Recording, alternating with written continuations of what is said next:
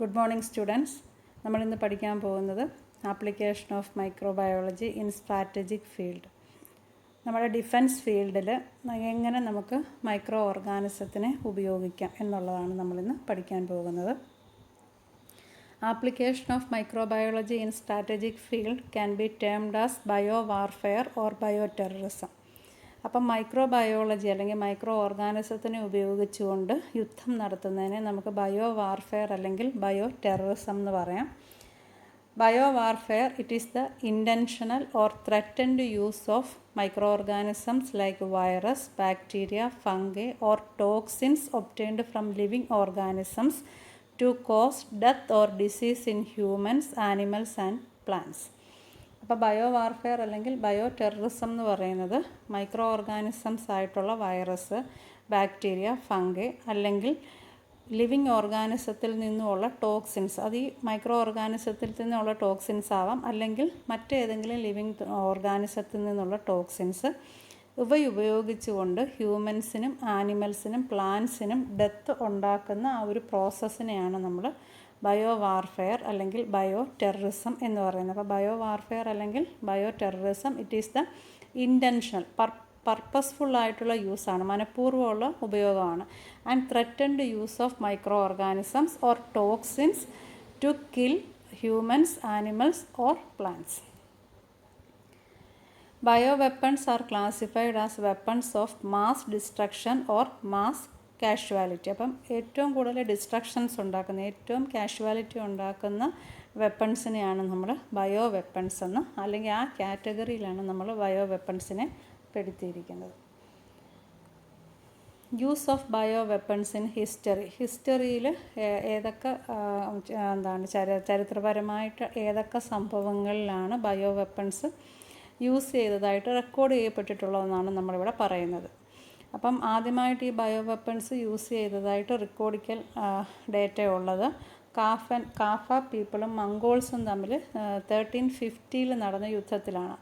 അപ്പോൾ 1350 dead bodies of people killed by plague were thrown across the territory of Kaffa by Mongols. അപ്പം മംഗോൾസുകാർ കാഫ ആൾക്കാരെ ഓടിക്കാനായിട്ട് plague വന്ന് മരിച്ചവരുടെ ഡെഡ് ബോഡി കാഫ ടെറിട്ടറിയിലേക്ക് വലിച്ചെറിഞ്ഞു. അപ്പോൾ അവർ ആ പ്ലേസ് കുറേ പേർക്ക് പ്ലേഗ് വന്ന് മരിച്ചു. മിച്ചം ഉണ്ടായിരുന്നവർ അവരുടെ ടെറിട്ടറി വിട്ട് അവർ ആ രാജ്യം വിട്ട് പോകേണ്ടി വന്നു. പിന്നീട് കാഫയിൽ നിന്നും യൂറോപ്പിലെത്തിയ കുറച്ച് ആൾക്കാർ ഈ പ്ലേഗിൻ്റെ വെക്ടേഴ്സിനെയും കൊണ്ടാണ്, റാറ്റാണ് വെക്ടേഴ്സ് എന്ന് നമുക്കറിയാമല്ലോ, റാറ്റിനെയും കൊണ്ടാണ് യൂറോപ്പിൽ ചെന്നത്. അപ്പം അവർ കൊണ്ടുവന്ന റാറ്റ് വഴി പ്ലേഗിൻ്റെ കോഴ്സേറ്റീവ് ഓർഗാനിസമായിട്ടുള്ള എർസീന യൂറോപ്പിൽ മൊത്തം സ്പ്രെഡാകുകയും അങ്ങനെ യൂറോപ്പിൻ്റെ പോപ്പുലേഷൻ്റെ പകുതിയിൽ കൂടുതൽ ആൾക്കാരെ ആ ഒരു രോഗം പ്ലേഗ് ആ കാലഘട്ടത്തിൽ കൊന്നൊടുക്കുകയും ചെയ്തു. അപ്പം ഇതാണ് ആദ്യത്തെ റിക്കോർഡിക്കൽ ഹിസ്റ്ററി എന്ന് പറയുന്നത്. ഒരു ബയോ വെപ്പൺസിൻ്റെ യൂസിനെ പറ്റിയുള്ള ആദ്യത്തെ ഹിസ്റ്ററി ഇതാണ്. പിന്നീട് 1763 ബ്രിട്ടീഷ് ഫോഴ്സുകാരും റെഡ് ഇന്ത്യൻസും തമ്മിലുള്ള യുദ്ധം നടന്ന സമയത്ത് ബ്ലാങ്കറ്റ്സുകൾ, റെഡ് ഇന്ത്യൻസ് സ്മോൾ പോക്സ് വന്ന് മരിച്ചവരുടെ അല്ലെങ്കിൽ സ്മോൾ പോക്സ് ഇൻഫെക്റ്റഡ് ആയിട്ടുള്ളവരുടെ ബ്ലാങ്കറ്റ്സ് പൊതിഞ്ഞ് പ്രസൻറ്റ് എന്നുള്ള ഗിഫ്റ്റ് എന്നുള്ള രീതിയിൽ കണ്ണിങ് ആയിട്ട് സൂത്രത്തിൽ കൊണ്ട് ഈ റെഡ് ഇന്ത്യൻസിന് കൊടുത്തു. അപ്പം അങ്ങനെ ഒത്തിരിയേറെ റെഡ് ഇന്ത്യൻസിനെ അവർക്ക് യാതൊരു യുദ്ധമുറകളും ഉപയോഗിക്കാതെ, യാതൊരു നാശനഷ്ടവും ഉണ്ടാക്കാതെ അവർക്ക് റെഡ് ഇന്ത്യൻസിനെ അവിടെ നിന്നും ഒഴിപ്പിക്കാനായിട്ട് സാധിച്ചു.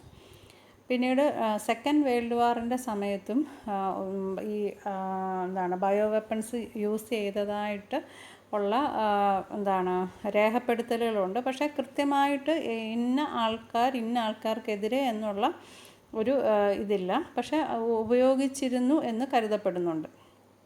പിന്നെ ലേറ്റസ്റ്റ് ആയിട്ടുള്ള ബയോ വെപ്പണിൻ്റെ യൂസ് എന്ന് പറഞ്ഞാൽ പിന്നെ ഇറാഖിലെ ആൾക്കാർ അല്ലെങ്കിൽ ഇറാഖിൻ്റെ അഡ്മിനിസ്ട്രേറ്റീവ് ഹെഡ്സ് US അഡ്മിനിസ്ട്രേറ്റീവ് ഹെഡ്സിനും മിലിറ്ററി ഒഫീഷ്യൽസിനുമൊക്കെ അയച്ച കത്തിൽ ആന്ത്രാക്സിൻ്റെ സ്പോർസ് ഉണ്ടെന്ന് അവർ സസ്പെക്റ്റ് ചെയ്യുന്നുണ്ട്. അപ്പോൾ അതാണ് റീസെൻ്റായിട്ട് നടന്ന ഒരു ബയോ ടെററിസം അല്ലെങ്കിൽ ബയോ വാർഫെയർ എന്ന് പറയുന്നത്. അപ്പം പണ്ട് കാലം തൊട്ടേ മനുഷ്യർ മൈക്രോ ഓർഗാനിസത്തിനെ ഉപയോഗിച്ചുകൊണ്ട് ശത്രുക്കളെ കീഴടക്കാനായിട്ട് ഈ ബയോ വാർഫെയർ നടത്തിയിരുന്നു. ഇപ്പോഴും അത് നടന്നു വരികയാണ്. Then advantages of using bio weapons. Bio weapons ഉപയോഗിക്കുന്നത് കൊണ്ടുള്ള നേട്ടങ്ങൾ എന്തൊക്കെയാണ്? It affect every human beings without any age difference, gender or authoritative hierarchy. എല്ലാ മനുഷ്യരെയും ഒരുപോലെ പ്രായഭേദമന്യേ, സെക്സിൻ്റെ ഭേദമന്യേ, അതോറിറ്റി വലിപ്പച്ചെറുപ്പം ഇല്ലാണ്ട് എല്ലാ ആൾക്കാരെയും ഒരുപോലെ കൊന്നൊടുക്കാനായിട്ട് അല്ലെങ്കിൽ അഫക്റ്റ് ചെയ്യാനായിട്ട് സാധിക്കും ഈ bio വെപ്പൺസിന്. They do not destroy valuable infrastructure or permanent assets like building, equipments, industrial establishments, dams. ഇങ്ങനെ അസറ്റുകൾ, ഒരു രാജ്യത്തിൻ്റെ ഇൻഫ്രാസ്ട്രക്ചർ, അവരുടെ സമ്പദ്ഘടനയ്ക്ക് യാതൊരു കോട്ടവും തട്ടാതെ അവിടുത്തെ ജനങ്ങളെ അല്ലെങ്കിൽ അവിടുത്തെ ആനിമൽസിനെ, ലിവിങ് ഓർഗാനിസത്തിനെ മാത്രം കൊന്നൊടുക്കി അവർക്ക് ആ സാമ്രാജ്യം കീഴ്പ്പെടുത്താനായിട്ട് പറ്റും. This infrastructure, they are retained without any damage and they are ready for occupation and used for invading army. ആ ഇൻഫ്രാസ്ട്രക്ചർ, ആ രാജ്യത്തുള്ള ഹോസ്പിറ്റൽ, കോളേജ്, ബാങ്ക്, അങ്ങനെയുള്ള ഇൻഫ്രാസ്ട്രക്ചർ ഫെസിലിറ്റീസ് എല്ലാം തന്നെ യാതൊരു ഡാമേജും ഇല്ലാതെ നിലനിൽക്കുകയും ഇൻവേഡിങ് ആർമീസിന് അത് റെഡിയായിട്ട് ഒക്യുപ്പൈ ചെയ്ത് അവരുടെ കാര്യങ്ങൾക്ക് വേണ്ടി അത് ഉപയോഗപ്പെടുത്താനും സാധിക്കുന്നു.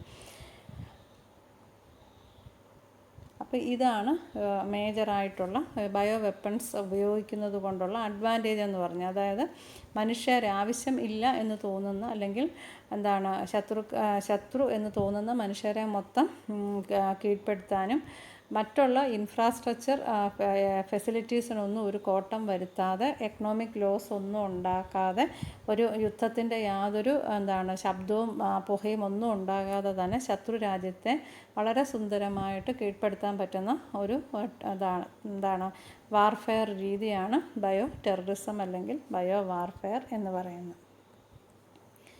Then criteria four selection of A bio weapon. നമ്മൾ ബയോ വെപ്പണായിട്ട് ഒരു മൈക്രോ ഓർഗാനിസത്തിനെ അല്ലെങ്കിൽ ഒരു ടോക്സിനെ സെലക്ട് ചെയ്യുമ്പോൾ എന്തെല്ലാം ക്രൈറ്റീരിയ ആയിരിക്കണം നമ്മൾ അതിനു വേണ്ടി നോക്കേണ്ടത്, എന്തെല്ലാം പോസിബിലിറ്റി നോക്കിയിട്ടാണ് ഒരു മൈക്രോ ഓർഗാനിസത്തിനെ അല്ലെങ്കിൽ ഒരു ടോക്സിനെ നമ്മൾ ബയോ വെപ്പണായിട്ട് സെലക്ട് ചെയ്യുന്നതെന്നുള്ളതാണ് നമ്മളിവിടെ പഠിക്കുന്നത്. അപ്പം ഈ ഒരു ബയോ വെപ്പണായിട്ട് സെലക്ട് ചെയ്യുന്ന micro organism it is easy and cheap to produce. നമുക്ക് പ്രൊഡ്യൂസ് ചെയ്യാൻ എളുപ്പമായിരിക്കണം, ചീപ്പുമായിരിക്കണം, എക്സ്പെൻസീവ് ആവരുത്. They do not leave any residual pollutants. അതായത് ഒരിക്കൽ ഒരു രോഗം വന്നു, ആ രോഗം പൂർണ്ണമായിട്ടും കുറച്ച് കാലത്തിനുള്ളിൽ ആ രോഗം ആ സ്ഥലം വിട്ടൊഴിഞ്ഞ് പോകണം. പിന്നെ ആ രോഗാണു അവിടെ നിലനിൽക്കാൻ പാടില്ല. നിലനിൽന്നു കഴിഞ്ഞാൽ ശത്രുരാജ്യം ഇവിടെ വന്ന് വീണ്ടും അവർ എസ്റ്റാബ്ലിഷ് ചെയ്യുമ്പോഴത്തേക്കിന് ഈ രോഗം അവരെയും ബാധിക്കും. അപ്പോൾ റെസിഡുവലായിട്ടുള്ള പൊല്യൂട്ടൻസ് ഒന്നും തന്നെ അത് അവിടെ ലീവ് ചെയ്യാൻ പാടില്ല. അതുപോലെ they should be highly virulent and contagious. ഒരു മൈക്രോ ഓർഗാനിസത്തിനെ വിട്ട് കഴിഞ്ഞ് ഒരു പനിയും തുമ്മലും വന്ന് അവിടുത്തെ ആൾക്കാർ വീണ്ടും സർവൈവ് ചെയ്യുകയാണെങ്കിൽ അതിനൊരു എഫക്റ്റ് ഉണ്ടായിരിക്കത്തില്ല. അതുകൊണ്ട് തന്നെ വിറുലൻ്റ് ആയിട്ടുള്ള മൈക്രോ ഓർഗാനിസം ആയിരിക്കണം. ഹൈലി കണ്ടേജിയസ്, എപ്പിഡെമിക്സ് അല്ലെങ്കിൽ പാൻഡമിക്സ് ഒക്കെ പ്രൊഡ്യൂസ് ചെയ്യാനായിട്ട് കഴിവുള്ള ഒരു മൈക്രോ ഓർഗാനിസത്തിനെ വേണം നമ്മൾ ഈ ഒരു ബയോ വെപ്പണായിട്ട് യൂസ് ചെയ്യാൻ. They should cause rapid lethal disease. പെട്ടെന്ന് തന്നെ നമ്മൾ കൊടുത്തു, അടുത്ത വർഷം ഡിസീസ് വന്നിട്ട് കാര്യമില്ല. നമ്മൾ അപ്ലൈ ചെയ്ത് ഒരു ദിവസം 2 ദിവസത്തിനുള്ളിൽ തന്നെ സിംറ്റംസ് അപ്പിയർ ചെയ്ത് ആ രോഗം മൂർച്ഛിച്ച് രോഗി മരിക്കണം. അപ്പം അങ്ങനെ റാപ്പിഡും ലീതലും ആയിരിക്കണം disease. It should be transmitted from person to person without the need of a vector. ഒരു വെക്ടറിൻ്റെയും സഹായമില്ലാതെ ഒരു വ്യക്തിയിൽ നിന്നും മറ്റൊരു വ്യക്തിയിലേക്ക് വളരെ റാപ്പിഡായിട്ട് തന്നെ ഡിസീസ് സ്പ്രെഡ് ചെയ്യണം. അല്ലാണ്ട് ഇടയ്ക്കൊരു വെക്ടറിൻ്റെ ആവശ്യം ഉണ്ടാകരുത്. വെക്ടർ ഉണ്ടായിക്കഴിഞ്ഞാൽ ആ വെക്ടറിനെ അഫക്റ്റ് ചെയ്യുന്ന എന്തെങ്കിലും എൻവയോൺമെൻറ്റൽ ഫാക്ടേഴ്സ് വരുവാണെങ്കിൽ പിന്നെ ഈ ഡിസീസിൻ്റെ സ്പ്രെഡിങ് നടക്കത്തില്ല. അതുകൊണ്ട് വെക്ടേഴ്സ് ഒന്നും ഇല്ലാണ്ട് തന്നെ ഡയറക്റ്റായിട്ട് ഒരു ഇൻഡിവിജ്വലിൽ നിന്ന് മറ്റൊരു ഇൻഡിവിജ്വലിലേക്ക് ട്രാൻസ്മിറ്റ് ചെയ്യപ്പെടുന്ന രീതിയിൽ ഉള്ള മൈക്രോ ഓർഗാനിസത്തിനെ മാത്രമേ ബയോ വെപ്പണായിട്ട് സെലക്ട് ചെയ്യാവൂ. അപ്പം ഒരു ബയോ വെപ്പണായിട്ട് നമ്മൾ സെലക്ട് ചെയ്യുമ്പോൾ മൈക്രോ ഓർഗാനിസത്തിന് വേണ്ട ഗുണഗണങ്ങളാണ് പറഞ്ഞത്. അത് ഈസി ടു പ്രൊഡ്യൂസ് ആയിരിക്കണം, ചീപ്പ് ടു പ്രൊഡ്യൂസ് ആയിരിക്കണം, റെസിഡുവൽ പൊല്യൂട്ടൻസിനെ ഒന്നും അത് ലീവ് ചെയ്യരുത്, ഹൈലി വിറുലൻറ്റും കണ്ടേജിയസും ആയിരിക്കണം, റാപ്പിഡ് ലീതൽ ഡിസീസ് ഉണ്ടാക്കണം. അതുപോലെ വെക്ടേഴ്സിൻ്റെ ആവശ്യമില്ലാണ്ട് തന്നെ ഡയറക്റ്റായിട്ട് ഡിസീസ് ട്രാൻസ്മിറ്റ് ചെയ്യാൻ കേപ്പബിൾ ആയിരിക്കണം. Next is classification of bio weapon agents. Bio weapon ഏജൻസിനെ നമ്മൾ മൂന്നായിട്ടാണ് മെയിനായിട്ട് ക്ലാസിഫൈ ചെയ്തേക്കുന്നത്. Class A, class B, class C, അല്ലെങ്കിൽ category A, category B, category C എന്നും പറയാം. പിന്നെ ഇതിനോടൊപ്പം തന്നെ നമ്മൾ ഡബിൾ ഏജൻ്റ് എന്നും പറഞ്ഞ് ഒരു ക്ലാസ് പറയുന്നുണ്ട്. അതൊരു ക്ലാസ് അല്ല, but it also come under the classification of bio weapons. Class A എന്ന് പറയുന്നത്, ക്ലാസ് എ കാറ്റഗറിയിൽ വരുന്നതെന്ന് പറഞ്ഞു കഴിഞ്ഞാൽ ക്രിട്ടിക്കൽ ബയോ വെപ്പൺസാണ്. ക്ലാസ് എ അല്ലെങ്കിൽ കാറ്റഗറി എയിൽ വരുന്നത് ക്രിട്ടിക്കലായിട്ടുള്ള ബയോ വെപ്പൺസാണ്. ക്രിട്ടിക്കൽ ബയോ വെപ്പൺസ് എന്ന് പറഞ്ഞാൽ ഏറ്റവും കൂടുതൽ എഫക്റ്റുള്ള ബയോ വെപ്പൺസിനെയാണ് നമ്മൾ ക്ലാസ് എയിൽ പെടുത്തിയിരിക്കുന്നത്. അപ്പോൾ പെട്ടെന്ന് തന്നെ ഡിസീസ് സ്പ്രെഡ് ചെയ്തിട്ട് മാസീവ് ഡിസ്ട്രക്ഷന് കേപ്പബിളായിട്ടുള്ള ബയോ വെപ്പൺസ് ആയിരിക്കും ക്ലാസ് എയിൽ വരുന്നത്. ക്ലാസ് എയിൽ വരുന്നത് നമുക്കറിയാവുന്ന എക്സാമ്പിൾസ് ഒന്ന് രണ്ടെണ്ണം പറയാം. സ്മോൾ പോക്സ് കോസ് ചെയ്യുന്ന വാരിയോള മേജർ എന്ന് പറയുന്ന virus, variola major causing smallpox. അതുപോലെ Ebola virus, Ebola haemorrhagic fever cause ചെയ്യുന്ന വൈറസാണ് എബോള.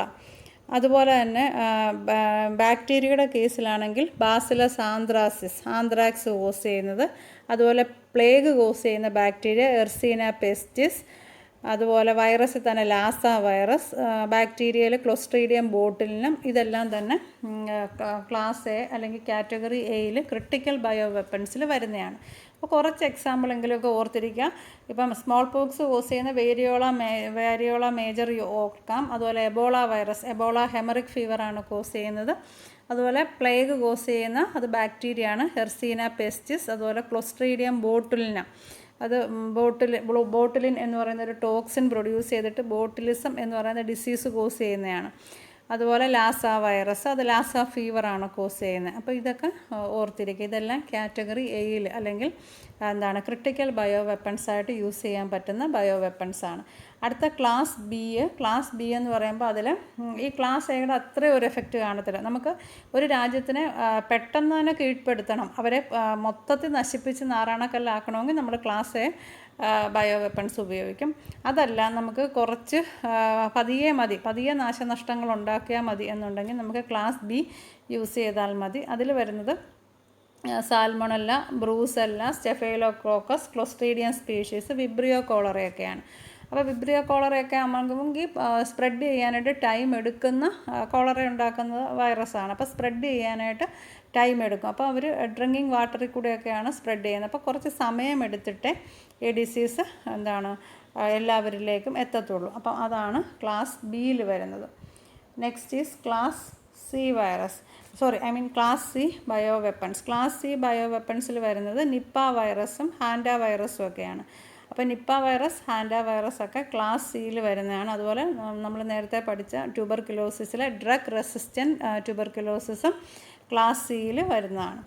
ഇനി അടുത്തതെന്ന് പറഞ്ഞാൽ ഡബിൾ ഏജൻസാണ്. ഡബിൾ ഏജൻസിൻ്റെ പ്രത്യേകത എന്ന് വെച്ച് കഴിഞ്ഞാൽ അത് മനുഷ്യരിലും അതുപോലെ തന്നെ ആനിമൽസിലും ഒരുപോലെ ഇൻഫെക്ഷൻ ഉണ്ടാക്കുന്നവരെയാണ് നമ്മൾ ഡബിൾ ഏജൻസ് എന്ന് പറയുന്നത്. അപ്പോൾ ക്ലാസ് 1 പറഞ്ഞ ആന്ത്രാക്സ് അതൊരു ഡബിൾ ഏജൻ്റാണ്. It can infect both animals and also man. അതുപോലെ ബ്രൂസെല്ല നമ്മൾ ക്ലാസ് ബിയിൽ കാറ്റഗറി ബിയിൽ പറഞ്ഞതാണ് ബ്രൂസെല്ല. ആ ബ്രൂസെല്ല കോസ് ചെയ്യുന്ന ബ്രൂസെല്ലോസിസ് എന്നുള്ള ഡിസീസ് കോസ് ചെയ്യുന്ന Brucella it can infect both man and animal. അത് ഡബിൾ ഏജൻ്റാണ്. അപ്പോൾ ഡബിൾ ഏജൻ്റ് എന്ന് പറയാൻ കാരണം മനുഷ്യനും ആനിമൽസിനും ഒരുപോലെ ഇൻഫെക്ഷൻ ഉണ്ടാക്കുന്നത് കൊണ്ടാണ്. ഇപ്പം നമ്മൾ ജനറ്റിക്കലി മോഡിഫൈഡ് ആയിട്ടുള്ള ഓർഗാനിസങ്ങളെയും ബയോ വെപ്പൺസായിട്ട് ഉപയോഗിക്കാറുണ്ട്. അപ്പോൾ ബയോ വെപ്പൺസിൻ്റെ ക്ലാസിഫിക്കേഷൻ നമ്മൾ മൂന്നായിട്ട് മെയിനായിട്ട് ക്ലാസിഫൈ ചെയ്തേക്കുന്നു. Class A critical bio weapons ആണ്. Class B, next is class C. ഇത് കൂടാണ്ട് ഡബിൾ ഏജൻസ് ഉണ്ട്. മനുഷ്യരെ ആനിമൽസിനെ ഒരുപോലെ ഇൻഫെക്റ്റ് ചെയ്യാൻ പറ്റുന്ന ആന്ത്രാക്സ്, ബ്രൂസെല്ല പോലെയുള്ള ബാക്ടീരിയ ഡബിൾ ഏജൻസിന് എക്സാമ്പിളാണ്. പിന്നെ ജനറ്റിക്കലി മോഡിഫൈഡ് ആയിട്ടുള്ള ഓർഗാനിസത്തിനെ ഇപ്പോൾ ബയോ വെപ്പൺസായിട്ട് യൂസ് ചെയ്യുന്നു. Next is toxins. ടോക്സിൻസ് എന്ന് പറയുമ്പം അത് മൈക്രോബിയൽ ഒറിജിൻ തന്നെ ആവണം എന്നില്ല. മൈക്രോ ഓർഗാനിസത്തിൽ നിന്നാണ് മേജർ ടോക്സിൻസും എടുക്കുന്നത്. പിന്നെ മൈക്രോ ഓർഗാനിസത്തിൽ നിന്നല്ലാത്ത ഒരു ടോക്സിൻ നമ്മൾ പറയുന്നുണ്ട്. അതിന് ഭയങ്കര ഇമ്പോർട്ടൻസ് ഉണ്ട്. കാരണം ഇതുവരെ കണ്ടെത്തിയിട്ടുള്ളതിൽ ഏറ്റവും പൊട്ടൻറ്റ് എന്ന് പറഞ്ഞാൽ ഏറ്റവും പൊട്ടൻഷ്യൽ, ഏറ്റവും വീര്യം കൂടിയ ടോക്സിനാണ് റിസിൻ എന്നാണ് ആ ടോക്സിൻ്റെ പേര്. അത് കാസ്റ്റർ പ്ലാന്റ്സിൻ്റെ ബീൻസിൽ നിന്നും എടുക്കുന്ന ടോക്സിനാണ്. അപ്പോൾ ricin it is obtain from the beans of castor എന്ന് പറയുമ്പോൾ ആവണക്കാണ്. ആവണക്കിൻ്റെ കുരുവാണ്. ഈ കുരുവിൽ നിന്നും എടുക്കുന്നതാണ് ഈ റിസിൻ എന്ന് പറയുന്ന ടോക്സിൻ. അത് ഏറ്റവും പൊട്ടൻ്റ് ആയിട്ടുള്ള ടോക്സിനാണ്. വളരെ ചീപ്പാണ്. ആവണക്കിൽ നിന്ന് എടുക്കുന്നതല്ലേ. അതുപോലെ ഈസിലി അവൈലബിളുമാണ്. വെറും 200 മില്ലിഗ്രാം ഉണ്ടെങ്കിൽ, 200 മില്ലിഗ്രാം പോലും വേണ്ട, 200 മൈക്രോഗ്രാം ഉണ്ടെങ്കിൽ ഒരാളെ സുന്ദരമായിട്ട് കൊല്ലാൻ പറ്റുന്ന അത്ര വീര്യമുള്ള ടോക്സിനാണ് റിസിനിൽ നിന്നും ഐസൊലേറ്റ് ചെയ്യുന്ന ടോക്സിൻ. അതുപോലെ അഫ്ലാടോക്സിൻ നമ്മൾ ഈ ഷവർമയൊക്കെ കഴിച്ചിട്ട് പെട്ടെന്ന് തലകറങ്ങി വീണ് മരിച്ചു എന്ന് പറയുന്നത് ഈ അഫ്ലാടോക്സിൻ ഉള്ളത് കൊണ്ടാണ്. ആസ്പെർജില്ലസ് മഷ്റൂമിൽ നിന്നും കിട്ടുന്ന, അല്ലെങ്കിൽ ആസ്പെർജില്ലസ് മഷ്റൂം പ്രൊഡ്യൂസ് ചെയ്യുന്നൊരു ടോക്സിനാണ് ഈ അഫ്ലാടോക്സിൻ എന്ന് പറയുന്നത്. അതുപോലെ ക്ലോസ്ട്രീഡിയം ബോട്ടിലിനകത്ത് നമ്മൾ ക്ലാസ് 1 കാറ്റഗറിയിൽ പറഞ്ഞാണ്. അത് പ്രൊഡ്യൂസ് ചെയ്യുന്ന ടോക്സിനാണ് ബോട്ടുലിൻ ടോക്സിൻ. ബോട്ടുലിസം എന്ന് പറയുന്ന ഡിസീസ് ഉണ്ടാക്കുന്നത് ഇതാണ്. ഇത് ഒരു ഫുഡ് ബോൺ ഡിസീസാണ് ബോട്ടുലിസം എന്ന് പറയുന്ന ഡിസീസ്. അപ്പം അത് ഫുഡിലാണ് ഈ ബോട്ടുലിൻ എന്ന് പറയുന്ന ടോക്സിൻ കൂടുതലായിട്ടും ഈ ക്ലോസ്ട്രീഡിയം ബോട്ടുലിന്. ഇത് ക്യാൻഡ് ഫുഡ്സ് ഒക്കെ ഉണ്ടല്ലോ, പാക്ഡ് ഫുഡ്സിലൊക്കെ ഉണ്ടാകുന്ന ബാക്ടീരിയമാണ് ഈ ക്ലോസ്ട്രീഡിയം ബോട്ടുലിനം എന്ന് പറയുന്ന ബാക്ടീരിയ. അതുപോലെ സ്റ്റെഫൈലോകോക്കസ് ടോക്സിൻ, അത് സ്റ്റെഫൈലോകോക്കസ് ഓറിയസ് ആണ് പ്രൊഡ്യൂസ് ചെയ്യുന്നത്. സാൽമണല സ്പീഷീസ് പ്രൊഡ്യൂസ് ചെയ്യുന്ന സാൽമണല ടോക്സിൻ. ഇതെല്ലാം തന്നെ ബയോ ആക്റ്റീവ് കെമിക്കൽസ് ആണ്. ഇതിനെല്ലാം തന്നെ പൊട്ടൻറ്റ് ടോക്സിനായിട്ട് ആക്ട് ചെയ്യാനുള്ള കഴിവുണ്ട്. അതുകൊണ്ട് തന്നെ വാർഫെയറിൽ ഉപയോഗിക്കാൻ ചാൻസ് ഉള്ള, അല്ലെങ്കിൽ ഉപയോഗിക്കാൻ പ്രാപ്തിയുള്ള ടോക്സിൻസാണ് ഇപ്പോൾ പറഞ്ഞ ടോക്സിൻസ് എല്ലാം. അപ്പോൾ അതിൽ പ്ലാന്റ് ഒറിജിനുള്ള ഒറ്റ ഒരെണ്ണേ ഉള്ളൂ റിസിൻ. ബാക്കിയെല്ലാം തന്നെ മൈക്രോബിയൽ ഒറിജിനാണ്. അപ്പം അഫ്ലാടോക്സിൻ, ബോട്ടുലിൻ, അതുപോലെ തന്നെ സ്റ്റെഫൈലോകോക്കസ് ടോക്സിൻ, സാൽമണല ടോക്സിൻ, ഇതെല്ലാം തന്നെ വളരെ കുറച്ചളവിൽ കൂടുതൽ ആൾക്കാരെ കൊല്ലാൻ ശേഷിയുള്ള ടോക്സിൻസാണ്. ഓക്കെ, ഞാൻ കുറച്ച് കാര്യങ്ങൾ വിട്ടുപോയി പറയാൻ തോന്നുന്നു. Criteria four using bio weapons ഉണ്ടായിരുന്നല്ലോ. അതിൽ നമ്മൾ പറയാനായിട്ട് ഞാൻ കുറച്ച് കാര്യങ്ങൾ വിട്ടുപോയി. ഇപ്പോഴാണ് ഞാൻ ഓർത്തത്. ഇതൊരിക്കലും നമുക്ക് ഈ ക്രൈറ്റീരിയ നമ്മൾ ബയോ വെപ്പൺസ് ആക്കുന്ന മൈക്രോ ഓർഗാനിസംസ് അല്ലെങ്കിൽ ബയോ വെപ്പൺസ് ആക്കുന്ന ടോക്സിൻസ്, അതൊരിക്കലും അതുണ്ടാക്കുന്ന ഡിസീസ് നമുക്ക് ട്രീറ്റ് ചെയ്യാൻ പാടുള്ളതല്ല. എന്ന് വെച്ചാൽ ട്രീറ്റ് ചെയ്യാൻ എളുപ്പം മെഡിക്കേഷൻ അവൈലബിൾ ആകരുത്. പിന്നെ അതുപോലെ തന്നെ വാക്സിൻസ് അവൈലബിളും ആകരുത്. പെട്ടെന്ന് വാക്സിൻസ് കിട്ടുന്ന ഒരു ഡിസീസ് ആണെങ്കിൽ അത് അത്ര എഫക്റ്റീവായിട്ട് ആൾക്കാരെ കൊന്നൊടുക്കത്തില്ല. കാരണം വാക്സിനേഷൻ കൊണ്ട് ആ ഡിസീസിന് പെട്ടെന്ന് ക്യൂറിറ്റി ഉണ്ടാവും. അപ്പോൾ അങ്ങനെ വാക്സിൻസോ അല്ലെങ്കിൽ ട്രീറ്റ്മെൻറ്റോ പെട്ടെന്ന് അവൈലബിൾ ആവുന്ന ഒരു മൈക്രോ ഓർഗാനിസത്തിനെ അല്ലെങ്കിൽ ഒരു ഡിസീസ് കോസിങ് ഏജൻറ്റിനെ നമ്മൾ ബയോ വെപ്പണായിട്ട് കൺസിഡർ ചെയ്യാറില്ല. അതുപോലെ ഇത് മറ്റൊരാളിലേക്ക് പെട്ടെന്ന് ട്രാൻസ്മിറ്റ് ചെയ്യണമെന്ന് പറഞ്ഞു. അത് ഇൻഹലേഷൻ വഴി ആവുന്നത് നല്ലതായിരിക്കും. കാരണം പെട്ടെന്ന് തന്നെ ശ്വാസത്തിൽ കൂടെ ആകുമ്പോൾ, എയറിൽ കൂടെ ആകുമ്പോൾ വൈഡ് സ്പ്രെഡായിരിക്കും. കാറ്റടിച്ചാൽ തന്നെ ഒത്തിരി ആൾക്കാരിൽ അതിൽ ഒന്നിച്ച് സ്പ്രെഡ് ചെയ്യാനുള്ള ചാൻസ് ഉണ്ട്. അതുപോലെ അത് ഈ കൾച്ചർ ചെയ്യാൻ എളുപ്പമായിരിക്കണം. ഈ ലാർജ് ക്വാണ്ടിറ്റീസിൽ നമുക്ക് പ്രൊഡ്യൂസ് ചെയ്യാനായിട്ട് പറ്റുകയും വേണം. പിന്നെ ഇതിൻ്റെ സ്പോർട്സ് എന്ന് പറയുന്നത് സ്റ്റേബിൾ ആയിരിക്കണം. അത് എയറോസോളൈസ്ഡ് സസ്പെൻഷൻ പോലെ നമുക്കതിനെ മെയിൻറ്റെയിൻ ചെയ്യാനായിട്ട് പറ്റണം. പിന്നെ ഇതിൻ്റെ ഡെലിവറി എന്ന് വെച്ചാൽ ഇത് ശത്രുരാജ്യത്തേക്ക് കൊടുക്കുന്ന അവസരങ്ങളിൽ ഇത് നമുക്ക് എയറോസോളൈസ്ഡ് സ്പ്രേ ആയിട്ടോ, അല്ലെങ്കിൽ എന്ന് വെച്ചാൽ ഹെലികോപ്റ്ററിൽ കൊണ്ടുപോയി ശത്രുരാജ്യത്ത് സ്പ്രേ ചെയ്താൽ മതി. അതല്ല എന്നുണ്ടെങ്കിൽ അവരുടെ ഡ്രിങ്കിങ് വാട്ടർ സിസ്റ്റത്തിൽ ഡിസ്ട്രിബ്യൂട്ട് ചെയ്യുന്ന രീതിയിലോ ആയിരിക്കണം. ഇപ്പം സാൽമണല്ല അല്ലെങ്കിൽ ടൈഫോയിഡ് കോസിങ് ആയിട്ടുള്ള സാൽമണല്ല ടൈഫി അല്ലെങ്കിൽ വിബ്രിയോ കോളറയൊക്കെ നമുക്ക് ഇങ്ങനെ ഡിഫ്തീരിയ, അതൊക്കെ നമുക്ക് എന്ത് ചെയ്യാൻ പറ്റും, വെള്ളത്തിൽ കൂടെ ഡിഫ്തീരിയ വെള്ളത്തിൽ കൂടെ അല്ലാണ്ട് തന്നെ പിന്നെ ഇൻഹേലേഷൻ വഴിയും വരും. ഡയേറിയ കോസിങ് ബാക്ടീരിയ എല്ലാം തന്നെ നമുക്ക് എന്ത് ചെയ്യാൻ പറ്റും, വെള്ളത്തിൽ കൂടെ ഡ്രിങ്കിങ് വാട്ടർ സിസ്റ്റത്തിലേക്ക്, അവരുടെ മുനിസിപ്പൽ വാട്ടർ സിസ്റ്റത്തിലേക്ക് കലക്കിയാൽ മതി, അത് എല്ലാവരിലേക്കും എത്തും. അപ്പം ഈ ഒരു ബയോ വെപ്പൺ സെലക്ട് ചെയ്യുന്ന സമയത്ത് ഇത്രയും ക്രൈറ്റീരിയയും കൂടെ നമ്മൾ നോക്കണം. ആ ഒരു മൈക്രോബിയൽ ഏജൻറ്റ് ഉണ്ടാക്കുന്ന ഡിസീസിന് ട്രീറ്റ്മെൻറ്റോ വാക്സിനേഷനോ റെഡിലി അവൈലബിൾ ആകരുത്. ഇൻഹേലേഷൻ വഴിയോ അല്ലെങ്കിൽ എയറോസോളൈസ്ഡ് ഡ്രോപ്ലെറ്റ്സ് വഴിയോ ഡ്രിങ്കിങ് വാട്ടറിൽ കൂടെയൊക്കെ സ്പ്രെഡ് ചെയ്യുന്ന ഒരു ഏജൻറ്റിനെ വേണം നമ്മൾ ഏറ്റവും സ്യൂട്ടബിൾ ഏജൻ്റായിട്ട് സെലക്ട് ചെയ്യാൻ. അത് പെട്ടെന്ന് കൾച്ചർ ചെയ്യാനും ലാർജ് സ്കെയിലിൽ ആ മൈക്രോ ഓർഗാനിസത്തിനെ പ്രൊഡ്യൂസ് ചെയ്യാനുമുള്ള കഴിവ് നമുക്കുണ്ടായിരിക്കണം. അപ്പം ഇത്രയും ക്രൈറ്റീരിയയും കൂടെ നമ്മൾ അതിൽ ശ്രദ്ധിക്കണം. Next is measures for protection. അതായത് നമുക്ക് ഇപ്പോൾ എന്തായാലും ബയോ വാർഫെയർ ഒക്കെ നടക്കുന്ന ഒരു കാലഘട്ടമാണ്. നമുക്ക് എങ്ങനെ ബയോ വാർഫെയർ നടന്നാൽ അല്ലെങ്കിൽ നടക്കും എന്നൊരു ധാരണയുണ്ടെങ്കിൽ നമുക്ക് എന്തൊക്കെ പ്രൊട്ടക്ഷനാണ് എടുക്കാൻ പറ്റുന്നത്. അപ്പം United nation biological weapons convention 1972 ഈ ബയോ വെപ്പൺസിൻ്റെ യൂസേജും അതിൻ്റെ സ്റ്റോക്കിങ്ങും അതുപോലെ കൺസ്ട്രക്ഷനും ഹോൾഡിങ് അത് കരുതി വെച്ചേക്കുന്നതും ഒക്കെ തടഞ്ഞിരുന്നു. പക്ഷേ എല്ലാ രാജ്യത്തിനും അതിൻ്റേതായ ബയോ വെപ്പൺസ് ഉണ്ട്. അപ്പം നമുക്ക് പ്രൊട്ടക്ഷൻ എടുത്തേ മതിയാവും. അപ്പം നമ്മൾ ചെയ്യുന്ന പോലെ മാസ്ക് ധരിക്കുക, ഹെപ്പ ഫിൽറ്റേഴ്സ് അതെന്ന് പറഞ്ഞാൽ ഹൈ എനർജി പാർട്ടിക്കുലേറ്റ് ഫിൽറ്റേഴ്സാണ്, അത് നമ്മൾ ധരിക്കുക. പ്രൊട്ടക്റ്റീവ് ക്ലോത്തിങ്സ് ധരിക്കുക. പിന്നെ നമ്മുടെ ബോഡി ഒക്കെ സൂക്ഷിച്ച് വെക്കാനായിട്ട് നമ്മൾ പുറത്തൊക്കെ പോയിട്ട് വരുമ്പോൾ സ്ക്രബിങ്, അതുപോലെ ക്ലീനിങ് വിത്ത് ഡിസ്ഇൻഫെക്റ്റൻസ് ഇതൊക്കെ നമ്മൾ ചെയ്യുക. പിന്നെ വാക്സിനേഷൻസ് പെട്ടെന്ന് തന്നെ ഓരോ ഡിസീസിനും കണ്ടുപിടിച്ചിട്ട് നേരത്തെ തന്നെ അത് വാക്സിൻസ് എടുത്ത് റെഡി ആയിട്ടിരിക്കുക. പിന്നെ നമ്മൾ ബയോ ഹസാർഡസ് മെറ്റീരിയൽസ് ഒത്തിരിയും നമുക്ക് പിന്നെ ഇൻഡസ്ട്രീസിലും കെമിക്കൽ ഫാക്ടറീസിലും ഒക്കെ അവൈലബിൾ ആണ്. അപ്പോൾ അങ്ങനെയുള്ള ബയോ ഹസാർഡസ് മെറ്റീരിയൽസിനെ ഹാൻഡിൽ ചെയ്യുന്ന സമയത്ത് അത് സേഫായിട്ട് ഹാൻഡിൽ ചെയ്യാനായിട്ട് ഒരു biohazard symbol internationally adopt ചെയ്തിട്ടുണ്ട്. It is adopted not nationally, it is adopted internationally.